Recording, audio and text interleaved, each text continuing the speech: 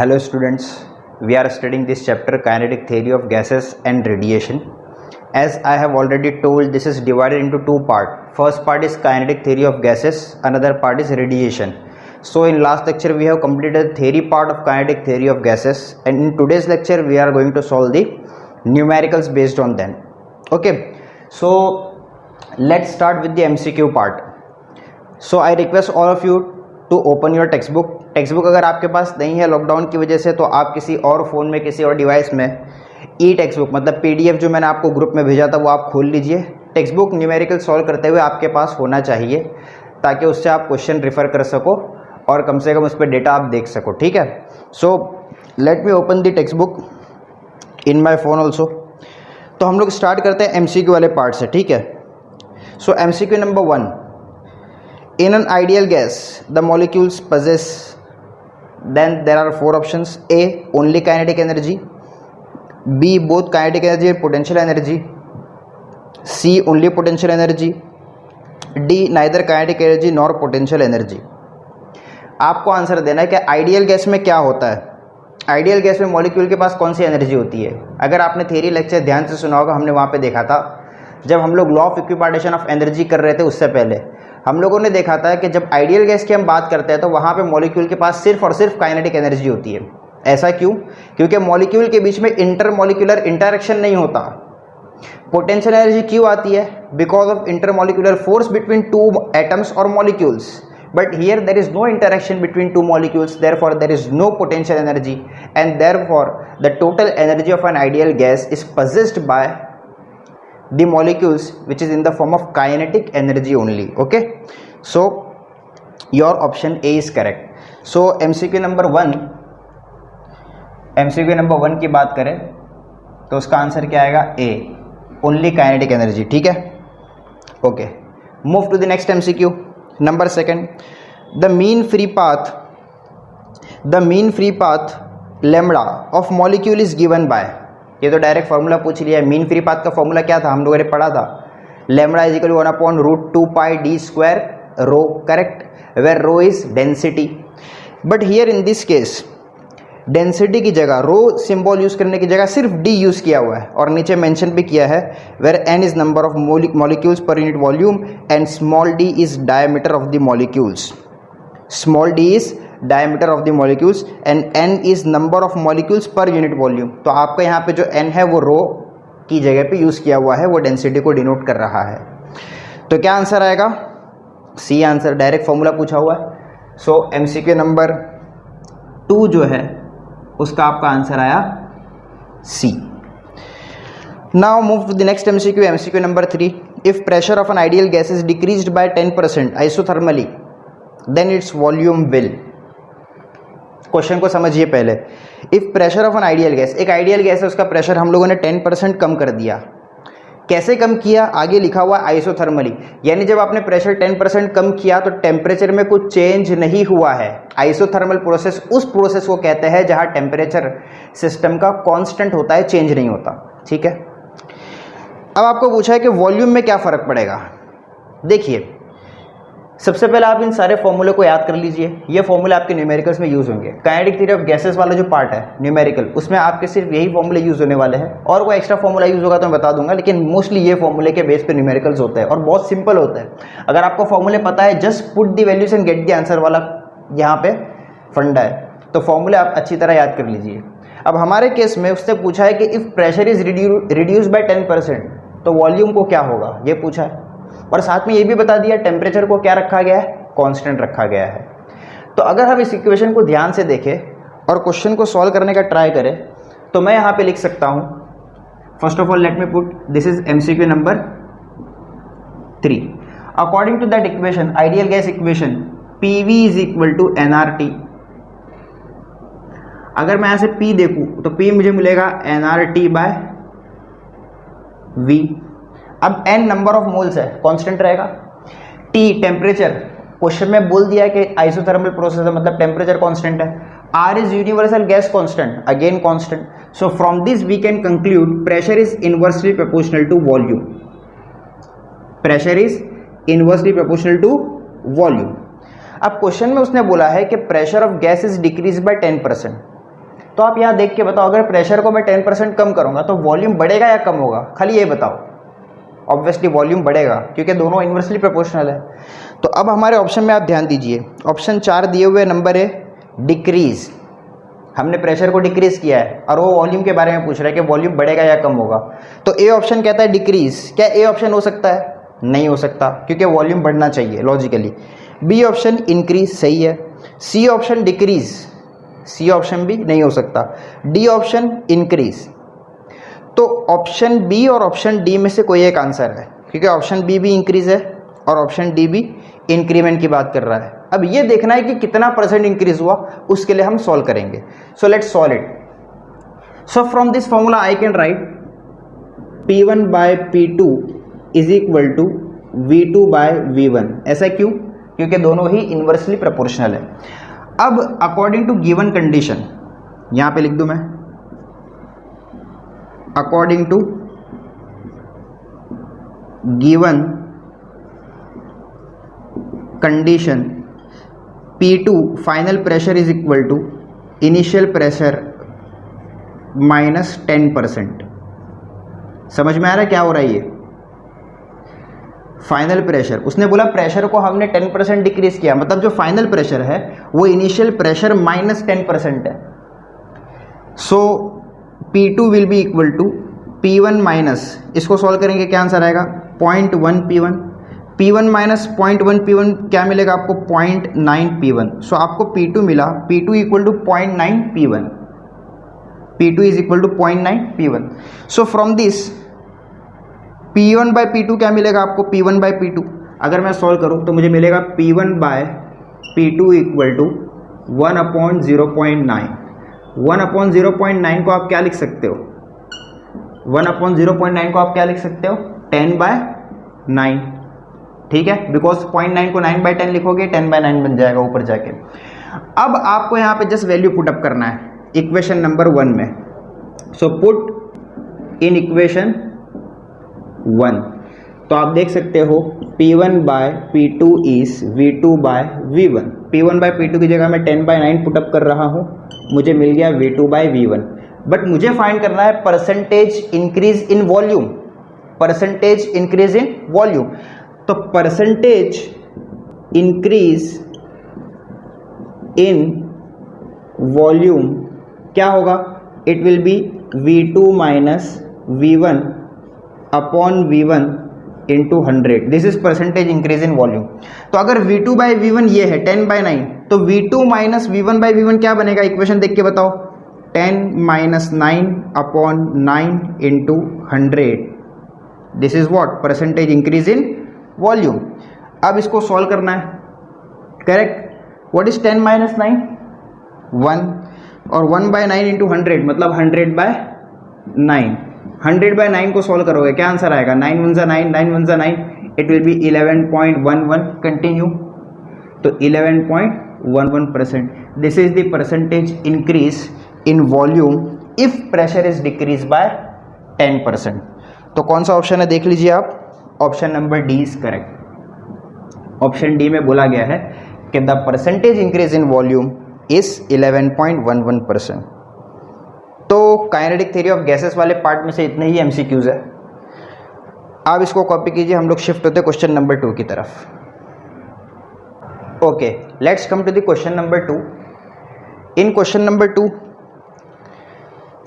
Kinetic theory of gases वाला question कौन सा है? न्यूमेरिकल वाला। Question number 3, question number 3 says write ideal gas equation for a mass of 7 gram of nitrogen gas. Question समझिए, आपको ideal gas equation लिखना है। आइडियल गैस इक्वेशन किसके लिए लिखना है? देखो आइडियल गैस इक्वेशन तो ये है, बट वहाँ पे मेंशन किया है 7 gram of nitrogen. That means यहाँ पर ये जो नंबर ऑफ मोल्स है इसको आपको रिप्लेस करना है किसी नंबर से। यानी आपको ये फाइंड करना है कि अगर 7 ग्राम नाइट्रोजन हो तो यहाँ पर n की जगह क्या आ जाएगा? n क्या है? नंबर ऑफ मोल। तो हम इसको सॉल्व करेंगे। So let's see. So this is question number 3। Mass of nitrogen, mass of N2 7 ग्राम, ठीक है। अच्छा, नाइट्रोजन का मोलर मास कितना होता है? मोलर मास ऑफ N2 कितना होता है? नाइट्रोजन का एटॉमिक नंबर 7 है और नाइट्रोजन डायटोमिक गैस है, तो 7 7 14 और फिर 14 का आपको डबल करना पड़ेगा बिकॉज ये N2 है ना, तो कितना हो जाएगा ये 28। This is molar mass of nitrogen. अगर ये नहीं समझ में आया तो प्लीज़ केमिस्ट्री में जाके आप पढ़ लो मोलर मास क्या होता है, कैसे मोलर मास निकाला जाता है। केमिस्ट्री में बेसिक केमिस्ट्री जो 11th में आपने पढ़ चुके हो, प्लीज़ जाके उसको एक बार रिवाइज कर लेना, ठीक है। Okay, now let's find number of mole. Number of moles small n is equal to mass of nitrogen divide by molar mass. Mass दिया हुआ है 7 ग्राम, मोलर मास दिया हुआ है 28। कैंसिल करोगे क्या आंसर आएगा 1/4, 7 4 28 ना, और जब इसको कैंसिल करेंगे तो 4 कैंसिल होगा, 0.25 हमको आंसर मिल जाएगा, correct. 4 2 8, 2 will remain, 4 5 20, 0.25। Now we have to write the ideal gas equation. हमको स्मॉल n की वैल्यू मिल गई है। What is ideal gas equation? Ideal gas equation is PV equal to nRT, therefore we can write PV is equal to 0.25 RT. This is your final answer. PV equal to 0.25 RT. This is the ideal gas equation written for 7 gram of nitrogen. अब अगर यहाँ पे 7 ग्राम की जगह 14 ग्राम दे दे तो यहाँ पे 14 कर लेना, 28 ग्राम्स दे दे तो यहाँ पे 28 कर लेना, या जो भी आपको गिवन हो वहाँ पर बस ये नंबर बदल जाएगा, इक्वेशन सेम रहेगी। एक और आंसर इसका पॉसिबल है, आप कहीं बुक वगैरह में देखो, कहीं और किसी बुक में सोल्यूशन वगैरह, तो क्या हो सकता है इसका आगे, और ये जो R है ये यूनिवर्सल गैस कांस्टेंट है, इसकी वैल्यू कितनी होती है 8.314, ये आपको पता है। तो बस इतना कर सकते हैं कि R की जगह उसकी वैल्यू रखेंगे और मल्टीप्लाई कर देंगे और सॉल्व कर देंगे, तो ये भी पॉसिबिलिटी है, बट इतना भी लिखना सफिशिएंट है। So this was question number 3 from KTOG वाला पार्ट, क्वेश्चन 2 का 3। Now next question is 4। If the density of oxygen is 1.44 kilogram per metre cube, क्या गिवन है आपको? Density of oxygen. तो गिवन डेटा लिख लीजिए आप, क्वेश्चन नंबर लिख लीजिए, question number 4। Density of oxygen is 1.44 kilogram per metre cube. Okay, what is given next? The pressure is given, pressure is 10⁵ Newton पर metre square.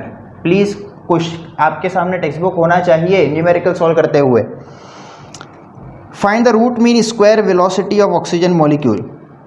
Find the root mean square velocity, मतलब आपको क्या find करना है? VRMS of oxygen molecule कितना होगा ये आपको फाइंड करना है, ठीक है। This is the question. अब देखिए RMS स्पीड फाइंड करने का फॉर्मूला ये है, VRMS इज इक्वल टू, मैं यहाँ पे लिख देता हूँ VRMS, ये RMS स्पीड फाइंड करने का फॉर्मूला है √3RT/m0। बट क्वेश्चन में गिवन डेटा देखिए, रो है, प्रेशर है, क्या इसमें रो और प्रेशर वाला टर्म है? नहीं है, तो हमें यहाँ पर RMS स्पीड उस फॉर्मूले से कैलकुलेट करना है जहाँ पर प्रेशर और रो वाला टर्म है। अब यहाँ पर अगर आप देखेंगे तो वेलोसिटी का टर्म यहाँ पे आ रहा है, इस फॉर्मूले में प्रेशर भी है, तो अब इस फॉर्मूले का हम लोग यूज करेंगे और उसमें डेंसिटी वाला टर्म लाएंगे और इससे हम लोग V² VRMS फाइंड करेंगे, ठीक है। So let's use this formula. Pressure of an ideal gas का फॉर्मूला है वो, सो P is given by 1/3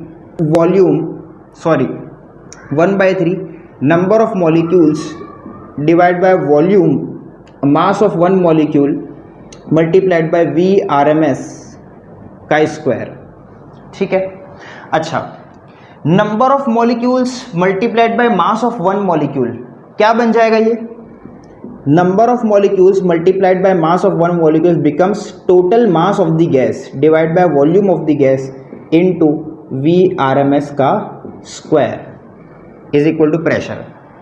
confuse मत होना, अरे एक मॉलिक्यूल का मास लो और उसको नंबर ऑफ मॉलिक्यूल से मल्टीप्लाई कर दो तो आपको टोटल गैस का मास मिल जाएगा।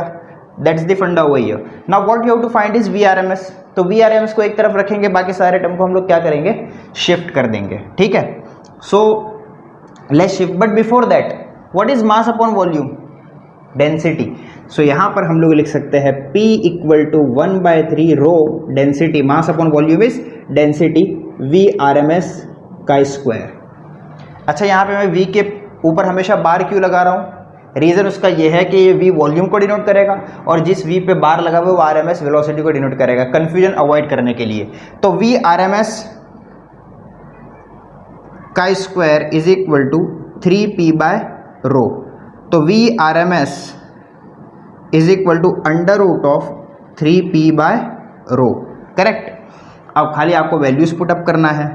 सो v RMS will be equal to under root of 3, pressure कितना दिया हुआ है 10⁵ और डेंसिटी कितना दिया हुआ है 1.44 किलोग्राम पर मीटर क्यूब। अब अगर आप पूरे टर्म को सॉल्व करेंगे तो आपको आंसर मिलेगा v RMS is equal 456.435 metre per second. You will be getting this answer, okay. आप डायरेक्ट आंसर नहीं लिखेंगे, आप इसको सॉल्व करेंगे यूजिंग लॉग, ओके। सॉल्व करोगे तो आपको ये आंसर मिलेगा। तो स्क्रीन को पॉज करो, ये सब कॉपी करो, हम लोग मूव होते हैं नेक्स्ट क्वेश्चन की तरफ। Okay, let's move to the next question. So next question is from KTOG वाला part, that is question number 11. So let's solve question number 11. Please all of you read the question number 11.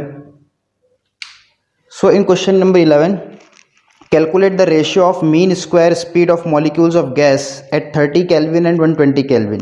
आपको ratio find करना है। किसका ratio find करना है? Mean square speeds. याद रखना यहाँ पे रूट मीन स्क्वायर नहीं पूछा है। अगर रूट मीन स्क्वायर पूछता तो ये फॉर्मूला यूज होता। आपको पूछा है मीन स्क्वायर, तो मीन स्क्वायर मतलब इसी का आपको स्क्वायर करना है, ठीक है। So first of all let's use that formula. तो हमें फॉर्मूला पता है v RMS is equal to under root of 3RT/m0, ये आपका फॉर्मूला है। अब अगर इस फॉर्मूले से देखें तो आपको यहाँ पे दिए हुए दो टेम्परेचर, एक टेम्परेचर है 30 केल्विन, मान लेते हैं T1 30 केल्विन, और T2 जो आपको दिया हुआ है that is 120 kelvin, okay. What you have to find is you have to find the ratio of V1/V2। V1/V2 यहाँ पे नहीं पूछा है, आपको पूछा है V1² / V2²। कैसे पता चला? आप क्वेश्चन पढ़िए, mean square value, ratio of mean square value. अगर हम ये ले लेंगे तो रूट मीन स्क्वायर वैल्यू मिलेगी, हमको रूट मीन स्क्वायर नहीं मीन स्क्वायर फाइंड करना है, इसलिए मैंने v पे क्या लगा दिया स्क्वायर, ये आपको फाइंड करना है। अब अगर इस इक्वेशन पे ध्यान से देखें तो टेम्परेचर और v स्क्वायर डायरेक्टली प्रोपोर्शनल है कि नहीं, तो हम यहां से लिख सकते हैं, आप इसको 1 लिख लीजिए और यहां पे बोलिए आप फ्रॉम 1 v1² / v2², मैं RMS नहीं लिख रहा हूं, वो अंडरस्टूड है, इज इक्वल टू T1/T2, ठीक है। T1 आपको दिया हुआ है कितना 30 केल्विन और T2 आपको कितना दिया हुआ है 120 केल्विन। इसको कैंसिल करेंगे क्या आंसर आएगा 1/4। सो द रेशियो यहां पे लिख लूं मैं v1² ratio v2² is 1:4। This is your answer. Next question number 12। इसमें लिखा हुआ है 2 vessels A and B are filled with same gas. दो वेसल बना लेते हैं, एक वेसल है वेसल नंबर A, दूसरा वेसल है vessel number B। filled with same gas where volume, temperature and pressure in vessel A is twice the volume, temperature and pressure in vessel B। मान लेते हैं यहाँ पे वॉल्यूम है VA, यहाँ पे टेम्परेचर है TA और यहाँ पे प्रेशर है PA, और यहाँ वॉल्यूम है VB, यहाँ टेम्परेचर TB और यहाँ प्रेशर PB। अब गिवन कंडीशन देखिए कि volume, temperature and pressure in A is twice the volume, temperature and pressure in B। Means you can write volume of A is twice of volume of B, pressure of A is twice of pressure of B, and temperature of A is twice the temperature of B। ये सब given conditions है। क्या find करना है? Calculate ratio of number of molecules of gas in vessel A to the B। आपको find करना है number of molecules in A divide by number of molecules in B। ये रेशियो कितना होगा ये आपको फाइंड करना है। अब सिंपल आप ये देखिए कि ये सारे टर्म्स कौन से फॉर्मूले में आते हैं। अगर मैं देखूं तो ये वाला फॉर्मूला जो है इसमें सारे टर्म्स आ रहे हैं, इसमें प्रेशर भी आ रहा है, वॉल्यूम भी आ रहा है, टेम्परेचर भी आ रहा है, नंबर ऑफ मॉलिक्यूल्स भी आ रहा है और साथ में वी स्क्वायर भी आ रहा है। तो वी स्क्वायर का कुछ करेंगे हम लोग वही फॉर्मूला यूज करते हैं। तो यहां पे मैं लिखता हूं solution. So you can write P is equal to, we know that P is equal to 1/3 capital N by V, where V is volume, m v square। ठीक है, मुझे number of molecules of A to the B find करना, तो मैं यहां से N की value निकाल लेता हूं। तो मुझे N की वैल्यू मिलेगी capital N is equal to 3PV divide by M और V square. Now I am writing the formula in this form, Na/NB। तो Na/NB के फॉर्म में जब लिखोगे आप तो आपको इस तरह से मिलेगा, Na divide by NB will be equal to, चलो मैं पूरा ही लिख देता हूं, 3PA into VA upon MA into VA square, और नीचे NB के लिए same formula 3PB VB divide by MB into VB का स्क्वायर। अब यहां जो टर्म्स कैंसिल हो रहे हैं आप पहले उन्हें कैंसिल कर लीजिए। आप देख सकते हैं 3 से 3 कैंसिल हो जाएगा। दूसरा, ध्यान से देखो अगर, तो mass of one molecule in this gas will be same as mass of one molecule in this gas because both are filled with same gas. तो मास ऑफ मॉलिक्यूल, एक मॉलिक्यूल का मास तो सेम रहेगा, number of molecules अलग होंगे। क्यों? क्योंकि यहां वॉल्यूम अलग है, यहां वॉल्यूम अलग है, तो नंबर ऑफ मॉलिक्यूल्स अलग होंगे, but mass of one molecule will be same. That's why Ma and MB will be cancelled. Now क्या बचा, देखिए यहां बचा PA, यहां बचा PB, करेक्ट। तो उसको मैं लिख लेता हूं यहां से PA डिवाइड बाय PB। यहां बचा VA, यहां बचा VB, तो यहां लिख देते VA डिवाइड बाय VB। यहां बचा VA स्क्वायर लेकिन डिनोमिनेटर में है, और यहां बचा VB स्क्वायर लेकिन डिनोमिनेटर में है, तो ऊपर आके वो उल्टा हो जाएगा, VB square upon VA square. अब हमारे पास PA बाय PB की वैल्यू है, देखें यहां से PA बाय PB कितना मिलेगा 2, VA बाय VB भी कितना मिलेगा 2। क्या हमारे पास V square by VA square की वैल्यू है?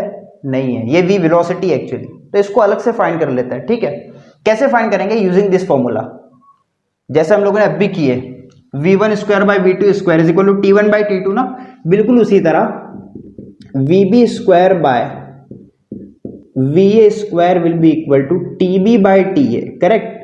अब यहां देखिए TB बाय TA कितना मिलेगा 1/2। पुट दिस इन 1,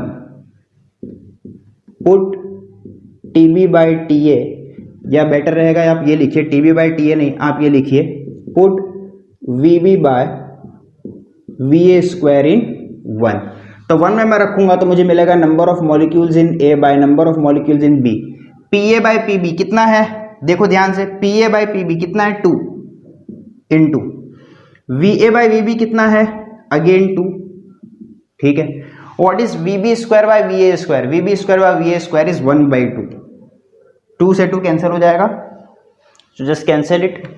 क्या बचा आपके पास 2। सो आप लिख सकते हो ratio of number of molecules in A to the number of molecules in B is 2:1।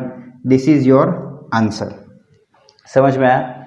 बहुत सिंपल है, कुछ भी नहीं है, खाली फॉर्मूला यूज करोगे और बस सॉल्व करते जाना है। फिजिक्स तो यही खत्म हो गई ना, फॉर्मूला आपको यहां से यूज करना है, बाकी तो पूरा मैथमेटिक्स है और कुछ भी नहीं है। हमको बस ये नहीं पता था V स्क्वायर कैसे लाना है, तो V स्क्वायर के लिए हमने ये फॉर्मूला यूज किया और हमको V स्क्वायर मिल गया। Now moving to the next question. Question number कौन सा था ये? क्वेश्चन नंबर 12 था। Question number 13, a gas in a cylinder is at pressure P. If mass of all molecules are made 1/3 of their original value and their speeds are doubled, find the resultant pressure. मास को 1/3 किया है और speed को double किया है, मास को 1/3 और speed को डबल, तो प्रेशर कितना हो जाएगा ये बताना है आपको। ठीक है, और बाकी कुछ चेंजेस किया है नहीं, प्रेशर उसका P है। ठीक है, अब सुनिए यहां पे, लेट्स यूज दिस फॉर्मूला। पहले मैं यहां पे लिख लेता हूं क्वेश्चन नंबर 13। क्वेश्चन नंबर 13, अगर ये फॉर्मूला हम यूज करें तो आप ध्यान से देखो क्या होता है। Pressure is equal to 1/3 N/V M और v स्क्वायर, ये हमारा फॉर्मूला है। गिवन क्वेश्चन के हिसाब से हमने मास को 1/3 किया है, करेक्ट।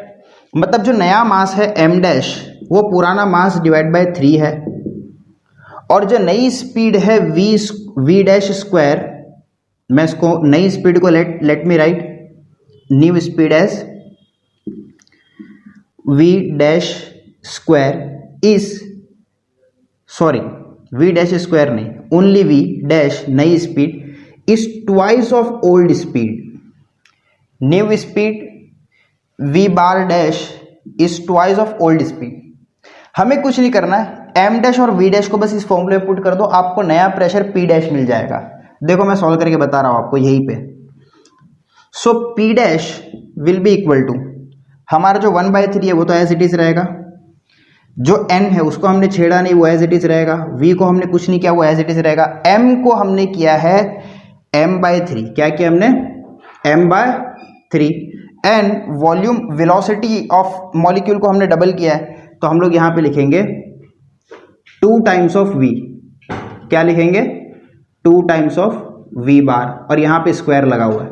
अब अगर आप इसको सॉल्व करेंगे, so p dash will be equal to 1/3 n by v, this 3 3 is 9 and 2 का square 4, so I can directly write what 4/9, ठीक है चलेगा ना, डायरेक्ट लिखूंगा चलेगा। देखो 3 3 is 9 और 2 का square 4, so I can right 4/9 n by v m dash और v स्क्वायर डैश। अगर आप ध्यान से देखो तो अगर मैं इसको 3 लिखूं 4/3 और 1/3 को ऐसे लिखूं तो भी मैंने कुछ चेंज किया क्या? नहीं, बस 3 को मैंने अलग अलग कर दिया जैसे पहले था, 1/3 को आगे लेके आ गया। अब ध्यान से देखो आप, 1/3 n बाई v और एम वी स्क्वायर, ये क्या है? This is nothing but your p dash, sorry old p। तो आप यहां पे लिख सकते हो, यहां पे आप लिख सकते हो p dash is equal to 4/3 of p। So नया pressure p dash will be equal to 4/3 times of पुराना pressure p। This is the सम।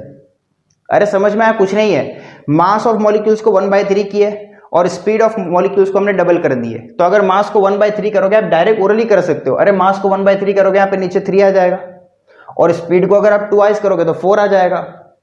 तो यार answer will be 4/3 of p, ठीक है। So moving towards the next question, लेकिन यहाँ पे जगह नहीं है, तो पहले आप लोग ये सब कॉपी करो, हम लोग नेक्स्ट न्यूमेरिकल की तरफ बढ़ते हैं। Okay, your next question is question number 14. So just read question number 14. Show that RMS velocity of an oxygen molecule is √2 times that of sulfur dioxide molecule at STP. क्या question है? Show that RMS VRMS speed of oxygen molecule VRMS of oxygen is equal to √2 times VRMS of sulphur dioxide molecule, ये आपको show करना है। So basically you have to apply the formula for VRMS. What is the formula for VRMS? So first of all let's write the formula of VRMS for O2 as well as SO2. So write solution हुआ है, according to that formula VRMS is given as √3RT by m0, ठीक है। So from this formula I can conclude that VRMS is inversely proportional to molar mass. 3 constant है, R constant है, T temperature constant नहीं है, लेकिन यहां पे बोला हुआ है at STP। What is STP? मैं यहां पे लिख देता हूं STP, बच्चों आप याद रखिएगा, STP is nothing but standard temperature and pressure. Standard temperature and pressure कितना होता है? Standard temperature T equal to 0 degree centigrade, that means 273 kelvin, this is standard temperature. और स्टैंडर्ड प्रेशर कितना होता है? स्टैंडर्ड प्रेशर होता है P इक्वल टू 1.01325 इंटू 10⁵ पास्कल। याद रखना ये 1.01325 into 10⁵ pascal, this is standard pressure and this is standard temperature. Okay, so from this formula I can conclude that Vrms divide by Vrms, यहाँ पे मैं लिखता हूँ O2 के लिए, यहाँ पे लिखता हूँ SO2 के लिए, है ना. आपको O2 और SO2 के लिए प्रूफ करना है. So I can write molar mass of SO2 divide by molar mass of O2. Just divide. What is molar mass of SO2? दिया हुआ है. मोलर मास ऑफ SO2 दिया हुआ है. No, it's not given. But you know sulphur dioxide, sulphur का atomic number 16 होता है, मतलब मास 32. ऑक्सीजन का, एक ऑक्सीजन मॉलिक्यूल का 16, तो दो का कितना 32, इट बिकम 64. ओके, और O2 का हमने अभी देखा, O2 का कितना होता है 32. Just divide it, what you get is 2. That means your answer will be √2. तो Vrms of O2 divide by Vrms of SO2 is √2. तो आप इसको लिख सकते हो Vrms of O2 divided by Vrms of SO2. So therefore Vrms of O2 equal to √2 times, क्योंकि ये जो SO2 है यहाँ पे आके मल्टीप्लाई हो जाएगा, √2 times Vrms of SO2, hence proved. समझ गया? Very easy. Okay, come to the next question. Question number 15. Question 15 में at what temperature will oxygen molecule have same RMS speed as helium molecule at STP. Molecular masses of oxygen and helium are given. आपको ये बोल रहा है कि आप compare कीजिए किसको, RMS स्पीड को, किसकी helium molecule and oxygen molecule. So according to given condition Vrms of oxygen molecule is same as Vrms of helium molecule. This is given condition. What you have to find? You have to find the temperature. वो कौन सा temperature है जहाँ पे oxygen की RMS value helium की RMS value के बराबर हो जाएगी. सिंपल फॉर्मूला अप्लाई करते हैं. Vrms का फॉर्मूला होता है √3RT/m0. यहाँ भी फॉर्मूला सेम अप्लाई करेंगे, √3RT/m0. अगर आप ध्यान से देखो तो दोनों तरफ 3 से 3 कैंसिल हो जाएगा. So let's cancel it. 3 से 3 कैंसिल, R से R भी कैंसिल हो जाएगा. अच्छा, आपको क्वेश्चन के अंदर मेंशन किया है कि एट STP मतलब स्टैंडर्ड टेम्परेचर और प्रेशर पे. तो हमें स्टैंडर्ड टेम्परेचर और प्रेशर पे टेम्परेचर फाइंड करना है किसका, ऑक्सीजन मॉलिक्यूल का. तो इसको आप कैंसिल नहीं कर सकते. Okay, so now squaring both the side, दोनों तरफ स्क्वायर करोगे तो क्या हो जाएगा, रूट हट जाएगा और यहाँ पे आएगा T/m0. किसके लिए, ऑक्सीजन के लिए, will be same as T/m0 किसके लिए, हीलियम के लिए. अब आप क्वेश्चन को ध्यान से देखो तो आपको उसने बोला eight what temperature will oxygen molecule have same RMS speed. आपको ऑक्सीजन मॉलिक्यूल के लिए पूछा गया है. ठीक है, तो हम T ऑफ ऑक्सीजन यहाँ पे एज इट इज रखेंगे और बाकी सब टर्म्स को वहाँ भेज देंगे. यहाँ पे लिखेंगे T of helium multiplied by molar mass of oxygen molecule divide by molar mass of helium. Now just put up the values and get the answer.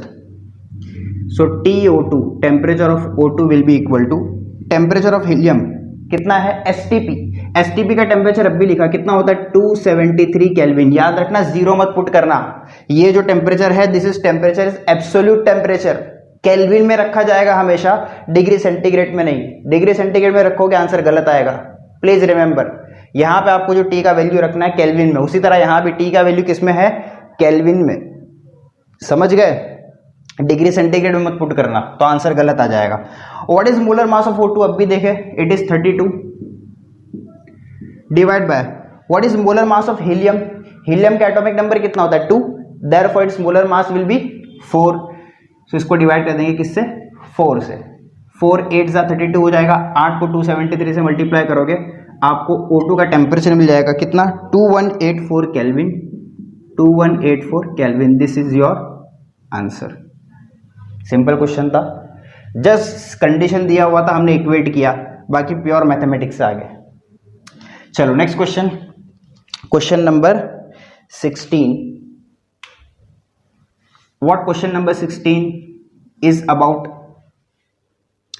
Question read करेंगे. Compare the RMS speed of hydrogen molecule at 127 degree centigrade with RMS speed of oxygen molecule at 27 degree centigrade given that molecular mass of hydrogen and oxygen are 2 and 32. आपको compare मतलब ratio find करना है. Compare मतलब क्या find करना है? Ratio. याद रखना, compare means to find ratio. Compare the RMS speed of hydrogen. So पहले लिख लेते क्या फाइंड करना है. RMS speed of hydrogen H2 divide bye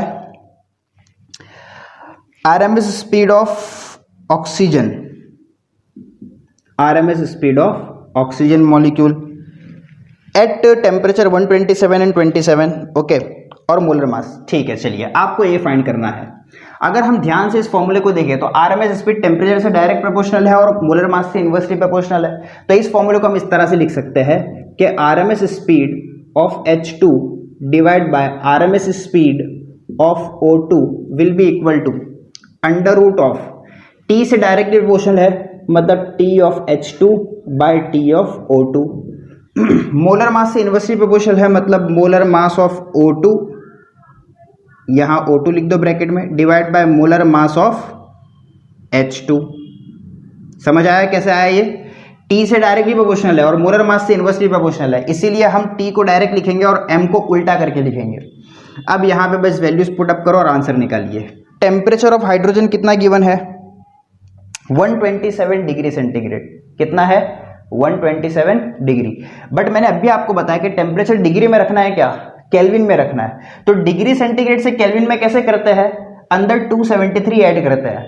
देखो यहां पे 127 दिया हुआ है, तो 127 में just add 273 to get the answer. जब भी आपको डिग्री सेंटीग्रेड से केल्विन में कन्वर्ट करना हो, just add 273 to get the answer. तो इसमें ऐड करो 7 3 10 हो जाएगा, 7 और 1 8 और ये 10 हो जाएगा और ये 400. So it becomes 400. What is temperature of O2 is given? You can see 27. Guys 27 में 273 ऐड करेंगे, कितना हो जाएगा? 300 हो जाएगा. Okay, what is molar mass of O2? अब भी देखे थे 32 होता है. What is molar mass of hydrogen? Hydrogen का एटॉमिक नंबर होता है 1, बट मोलर मास की बात करेंगे तो वो H डायटोमिक है, H2 में एग्जिस्ट करता है. That's why it's molar mass is 2. और यहाँ तो क्वेश्चन में आपको गिवन भी है कि मोलर मासेस ऑफ हाइड्रोजन और ऑक्सीजन आर 2 and 32. वो तो आपको गिवन भी है. ठीक है, अब क्या करेंगे? कैंसिलेशन करेंगे. 2 0 से 2 0 कैंसिल हो जाएंगे. इसको कैंसिल करेंगे तो कितना आ जाएगा? 2 1s और ये 16 बचेगा. यहाँ पे कितना बचेगा? 16. 4 का स्क्वायर रूट कितना होता है? 2. 16 का स्क्वायर रूट कितना होता है? 4. और नीचे बचा √3. Your answer is 4 2 8 by √3. So RMS speed of H2 to the RMS speed of O2 का जो आंसर आया वो आया 8:3. तो आपको फाइनल आंसर ऐसे लिखना है, V RMS of H2 to the V RMS of O2 is 8:3. This is your answer. समझ आई बात अच्छे से? बहुत इजी क्वेश्चन है, कुछ भी नहीं है इसमें. Okay, come to the next question, that is question number 17. Question 17 को हम यहां पे लिखेंगे. क्वेश्चन नंबर 17 छोटा सा क्वेश्चन है, इसीलिए मैं डायरेक्टली लिख रहा हूँ. यहाँ पे अलग से लिखने का अपने को टाइम पास करने का इतना टाइम अपने पास नहीं है ना, फास्ट करना है अपने को. Find kinetic energy of 5 litre of gas at STP. Kinetic energy find करना है 5 लीटर ऑफ गैस की at STP. Given standard pressure. Standard pressure आपको गिवन है 1.013 10⁵. वैसे मैंने यहाँ पे वैल्यू लिख दिया था 1.013 और 25 भी आ गया है. इन्होंने 2 डिजिट आगे लिखा नहीं है, कोई प्रॉब्लम नहीं करेगा वो आपको. 10⁵ ऑर्डर ऑफ मैग्नीट्यूड आपका सिग्निफिकेंट है. ठीक है, तो आपको काइनेटिक एनर्जी फाइंड करना है. ओके, अच्छा, अगर आप ध्यान से देखें तो काइनेटिक एनर्जी का फॉर्मूला आपको दिख रहा है, E = 3/2 PV. फॉर्मूले में प्रेशर भी है, वॉल्यूम भी है. आपको वॉल्यूम दिया 5 लीटर, प्रेशर आपको दिया है 1.013 × 10⁵. आपको एनर्जी फाइंड करना है, तो just use the formula and get the answer. Okay, so एक minute. Okay, so I am using formula E is equal to 3/2 PV. 3/2 as it is pressure 1.01325. 25 मत लिखो क्योंकि वैल्यू क्वेश्चन में सिर्फ 1.013 ही दिया हुआ है, तो 25 लिखने की आपको जरूरत नहीं है. इंटू 10⁵. अच्छा, वॉल्यूम कितना दिया है? 5 लीटर. गाइस यहां पे हमको ऐसा यूनिट में रखना है. 5 लीटर को मीटर क्यूब में कन्वर्ट करने के लिए क्या करोगे आप? जस्ट मल्टीप्लाई 5 विथ 10⁻³ 5 को किससे मल्टीप्लाई करने का 10⁻³ जब आप इस पूरे टर्म को सॉल्व करोगे तो आपको एनर्जी मिलेगा E will be equal to 759.7। Guys अगर आप यहाँ पे देखोगे तो आपकी टेक्स्ट बुक के अंदर जो आंसर है वो है 0.7597। कितना आंसर है? 0.7597, but that answer is wrong. If you solve this, मैंने इसको सॉल्व किया था, आप भी सॉल्व कीजिएगा और आप मुझे बताइएगा आपका आंसर क्या आ रहा है। तो आपका आंसर है, हमारा जो आंसर आया सॉल्व करके, that was 759.7 joule. This is your answer. Okay, आगे भी इसके कुछ डिजिट्स आते हैं अगर आप सॉल्व करोगे तो, बट आपका आंसर ये आएगा। और यहाँ पे यूनिट लिखना मत भूलना। टेक्स्ट बुक के अंदर आप देखोगे तो वहाँ पे यूनिट भी मेंशन नहीं किया हुआ है, तो वहाँ पे एक प्रिंटिंग मिस्टेक हो सकती है ये। सो काइनेटिक एनर्जी हमने फाइंड किया, यूनिट आएगी जूल और उसका वैल्यू ये आएगा। टेक्स्ट बुक में गिवन है 0.7597, पॉइंट का गड़बड़ हो गया वहाँ पे, ठीक है। तो योर आंसर इज दिस। तो आप इतना कॉपी करें। अभी हमारे पास रह गया है एक question number 18 from kinetic theory of gases वाला पार्ट। क्वेश्चन 18 रह गया है, तो प्लीज आप इसको फटाफट कॉपी करें, हम लोग आगे बढ़ते हैं। Okay, let's solve the last question from KTOG part, that is question number 18। Calculate average molecular kinetic energy per kilomole per kg per molecule of oxygen at 127 degree centigrade, given that molecular weight of oxygen is 32, R is 8.31 joule per mole per Kelvin, Avogadro number 6.023 molecules per mole. So you are given various data and you have to find what? Three things you have to find: average kinetic energy, average molecular kinetic energy। पहली चीज तो आपको ये find करना है average kinetic energy per unit mole. क्या find करना है? E/N per unit mole. तो पहले वो फाइंड कर लेते हैं, ठीक है। ओके, सो लेट्स सी कौन सा फॉर्मूला यूज होगा। आप देखेंगे काइनेटिक एनर्जी का फॉर्मूला, एवरेज काइनेटिक एनर्जी का फॉर्मूला ये है हमारे सामने। सोल्यूशन लिखते हैं हम लोग, ठीक है। So let's write E is equal to 3/2 PV। Guys what PV is equal to from ideal gas equation? PV is equal to nRT, PV equal to nRT, ठीक है। अब ये जो E है हमें E/N फाइंड करना है, एनर्जी पर मोल। तो मैं N को यहाँ पे नीचे ले आऊंगा तो E/N बन जाएगा मेरा 3/2 टाइम्स ऑफ RT, करेक्ट ना। सो 3/2 एज इट इज। R की वैल्यू 8.31 क्वेश्चन में गिवन है। टेम्परेचर आपको गिवन है कितना? 127 डिग्री सेंटीग्रेड। क्या मैं यहाँ पे 127 डिग्री सेंटीग्रेड रखूँ? नहीं। क्यों? मैंने अभी बताया we have to put the temperature in Kelvin. तो 127 में आप 273 ऐड कर दो, कितना आ जाएगा आपका आंसर? 400। जब आप इसको सॉल्व करेंगे तो आपको आंसर आएगा 4.986 इंटू 10⁻³ जूल पर मोल। 4.986 इंटू 10⁻³ जूल पर मोल। लेकिन आपको क्वेश्चन में ध्यान से देखो क्या पूछा है। आपको ये नहीं पूछा जूल पर मोल, आपको पूछा है जूल पर किलो मोल। जूल पर किलो मोल, तो एक मोल में इतना है, एक मोल में इतना, तो एक किलो में कितना होगा? इसको मल्टीप्लाई कर दो 1000 से, correct. So I can write 4.986 times 10⁻³ will be multiplied by 1000। 1000 means 10⁻³ joule per kilo mole. So अगर आप इसको सॉल्व करेंगे आपको आंसर मिलेगा 4.986 times 10⁻6 joule per kilo mole. अब यहाँ भी आपके टेक्स्ट बुक में जो यूनिट है वो खाली जूल लिखा हुआ है, जूल नहीं। आंसर आएगा जूल पर किलो मोल। क्वेश्चन में साफ मेंशन किया फाइंड एनर्जी पर kilo mole, so your unit should be joule per kilo मोल, ठीक है। तो उसको करेक्ट कर लीजिएगा, प्रिंटिंग मिस्टेक हो सकती है। Question number 2, energy per KG. आपको फाइंड करना है एनर्जी पर किलोग्राम, किलोग्राम में फाइंड करना है एनर्जी पर केजी। अब एनर्जी पर केजी कहाँ से आएगा हमारे पास? हमको इसी फॉर्मूले के अंदर यहाँ पे ये जो PV equal to nRT use किए, हमें यहाँ पे मास का टर्म लाना है, because you have to find energy per kg ना। सो देखो हम मास का टर्म कैसे लाएंगे, इसका सोल्यूशन देख लो आप। E इक्वल टू 3/2, मैं भी ये यूज कर रहा हूँ nRT, 3/2 nRT। अच्छा, ये जो n है वो क्या है? Number of moles. Number of moles को क्या लिख सकते हैं? मास अपॉन मोलर मास, है या ना, करेक्ट। और यहाँ पे R, यहाँ पे T। अब ये जो E है ये मास को यहाँ नीचे ले आओ तो ये बन जाएगा E/m। तो you have to find E/m actually, ठीक है। So E/m is 3/2 times of m, तो नीचे चले गया ना, तो यहाँ पे ऊपर क्या बचा? RT/m m0, just put up the value and get the answer. 3/2 as it is, R 8.31, temperature 400. अभी देखा हम लोगों ने मोलर मास, ये क्या है, ऑक्सीजन है, तो ऑक्सीजन का कितना होता है 32 ना, ऑक्सीजन ही है ना, of oxygen 32. So just solve this and what you get is 1.56 10⁻², 1.56 10⁻² joule पर केजी. यूनिट आप जूल पर केजी लिखिएगा, आपके टेक्स्ट बुक में जूल लिखा हुआ है बट जूल पर केजी लिखिए आप, क्योंकि जूल एनर्जी की यूनिट होती है. यहाँ पे एनर्जी पर यूनिट मास पूछा है तो आपको जूल पर केजी लिखना पड़ेगा. नाउ क्वेश्चन नंबर 3 पूछ रहा है पर molecule, that means now it is asking E by N. E by N, अब N वाला टर्म कहाँ से आएगा? यस, आपको एक फॉर्मूला याद होगा, फर्स्ट लेक्चर में मैंने जब बेसिक पढ़ा रहा था, बेसिक फॉर्मूला वहाँ मैंने कराया था कि ये जो नंबर ऑफ मोल्स होता है इसको ऐसा भी लिख सकते हैं, number of molecules divide by Avogadro number, number of molecules divide by Avogadro number.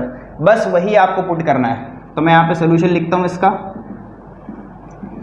E is equal to 3/2 nRT formula है, 3/2 एज इट इज, n की जगह मैं पुट करने जा रहा हूँ number of molecules to the Avogadro number times RT, it becomes E by N. मैंने n को E के नीचे लेके आएगा और कुछ भी नहीं किया. 3/2 as it is RT by Avogadro number. ठीक है, your 3/2 will be as it is R 8.31, temperature is 400 given. अच्छा, what is value of Avogadro number? 6.02 into 10⁻23. By the way आपके क्वेश्चन में दिया हुआ है, इट इज क्वेश्चन में देखो आप 6.02 10⁻23 मॉलिक्यूल्स पर मोल आपको गिवन है, 6.02 into 10⁻23. When you solve this what you get is 8.28 into 10⁻21 joule पर मॉलिक्यूल, जूल पर मॉलिक्यूल. यहाँ भी उन्होंने खाली जूल लिखा हुआ है, it is energy per unit molecule. So this was energy per kg, this was energy per molecule and this was energy per kilomole. यहाँ पे आपके बच्चों काइनेटिक थ्योरी ऑफ गैसेस वाले न्यूमेरिकल सारे खत्म हो गए. अब इसके बाद जो न्यूमेरिकल स्टार्ट हो रहे हैं ये सब रेडिएशन वाले हैं, और अगर आपको कोई दिखे KTOG वाला तो मुझे आप पर्सनली बता दीजिएगा, हम लोग उसको भी सॉल्व कर लेंगे. देखिए आज हम लोगों ने जो न्यूमेरिकल्स किए KTOG के, बस इन्हीं फॉर्मूले पे बेस्ड न्यूमेरिकल्स थे. वो आपने देखे सारे फॉर्मूले, जितने भी न्यूमेरिकल मैंने किया सबके फॉर्मूले मैंने यहाँ से पिक किया. अब ये आपको क्लिक होना चाहिए कि मुझे कौन से न्यूमेरिकल में कौन सा फॉर्मूला पकड़ना है. ये कैसे आएगा बच्चों? By practice only. Take your text book, solve unsolve numericals, solve the solve exercise numericals as well.